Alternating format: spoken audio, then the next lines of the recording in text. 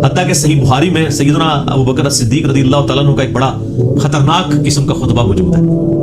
خطرناک میں اس لیے کہہ رہا ہوں کہ پاکستان میں 295C لگی ہوئی ہے, ورنہ حضرت ابو بکر میں فٹ کر دیتے جو انہوں نے ڈاکٹرائن بتائی ہوئی ہے. صحیح بخاری میں خطبہ موجود ہے, میرا ایک یوٹیوب پہ کلپ بھی ہے, صحیح اور بخاری اور مسلم سے قرآن کی فضائل میں 8 احادیث. اس میں نے یہ حدیث بتائی تھی کہ سیدنا ابو بکر جب خلیفہ بنے رضی اللہ تعالیٰ عنہ علیہ السلام, تو انہوں نے جب پہلا خطبہ دیا تو اس میں ان کے الفاظ ہیں کہ اللہ تعالیٰ نے محمد صلی اللہ علیہ وآلہ وسلم کو اس کتاب کے ذریعے ہدایت دی.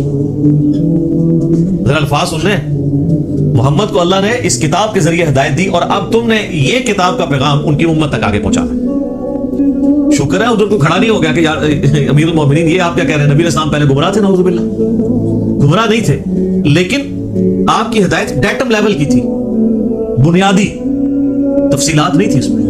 قرآن میں وَوَجَدَكَ ضَالًّا فَهَدَىٰ, اے نبی آپ کو ہم نے اپنی محبت میں حق کی تلاش میں خود رفتہ پایا تو منزل مقصود تک پہنچاتی. یہ گمراہی والا ترجمہ تو غلط کیا ہے, اس کے اوپر جو بریلوی گرفت کرتے ہیں نا اہل حدیث اور دیوبند کی, وہ ٹھیک کرتے ہیں. ضال کا مطلب نبی علیہ السلام کے لیے گمراہی نہیں ہوگا, ضال کا ایک مطلب کسی کی محبت میں ڈوبنا بھی ہوتا ہے. جیسا کہ یوسف علیہ السلام کے بھائیوں نے اپنے والد کے بارے میں کیا کہا تھا, ان ابانا لفی ضلال مبین, ہمارے ابا جان تو اس بیٹے کی محبت میں ڈوب چکے ہیں. وہ یہ تو نہیں کہتے ہمارا ابا گمراہ ہو گیا ہے, وہ یہ کہتے کہ اس ایک بیٹے کی محبت میں ڈوبا ہوا ہے, ہمیں بھی ذرا توجہ دیں. تو یہ وجدک ضالا فہدیٰ, اس کا ترجمہ جو ہے وہ احمد بریلوی صاحب نے ٹھیک کیا کہ تمہیں اپنی محبت میں خود رفتہ پایا تو منزل مقصود تک پہنچا دیا.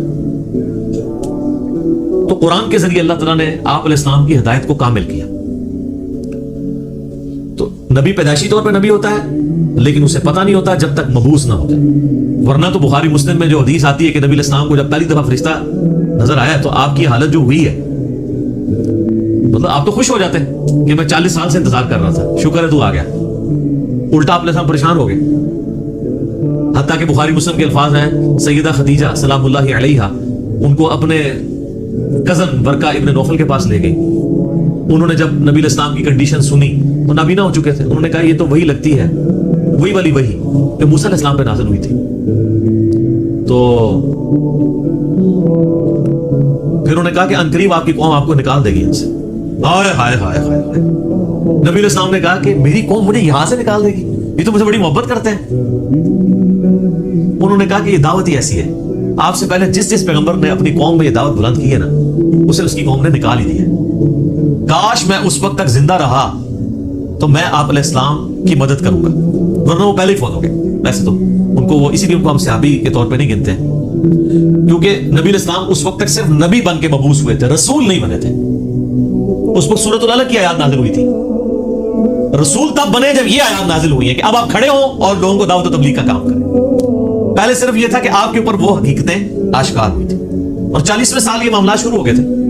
صحیح مسلم میں حدیث ہے کہ نبی علیہ السلام نے فرمایا کہ میں اس پتھر کو بھی پہچانتا ہوں جو بعثت سے پہلے مجھے سلام کیا کرتا تھا. تو آپ کو اشارے ملنے شروع ہو گئے تھے کہ آپ کے ساتھ کوئی ایکسٹرا آرڈنری معاملہ ہونے والا ہے. ورنہ آپ دیکھیں نا, آپ گزر رہے ہو اور پتھر آپ کو سلام کر رہا ہو, تو بندے کو ایک بار یعنی چیزوں کا آئیڈیا ہونا شروع ہو جاتا ہے کہ کوئی میرے ساتھ ایکسٹرا آرڈنری. اور پھر آپ دیکھ لیں کہ آپ علیہ السلام پہ جب یہ سارے معاملات ہوئے نا, تو اللہ نے آپ کا دل کیسا مضبوط کیا کہ ایک لمحے کے لیے بھی آپ کو یہ خیال نہیں آیا کہ میں کسی غلط راستے پہ چل رہا ہوں. ایکسپیرینس واقعی پہلا تھا, اس کے ساتھ پریشان ضرور ہوئے, لیکن آپ کا کانفیڈنس کبھی لوز نہیں ہوا کہ یہ کیا ہو رہا ہے, ایسا نہیں کبھی ہوا. وہ اللہ نے دل مضبوط کیا. To be continued.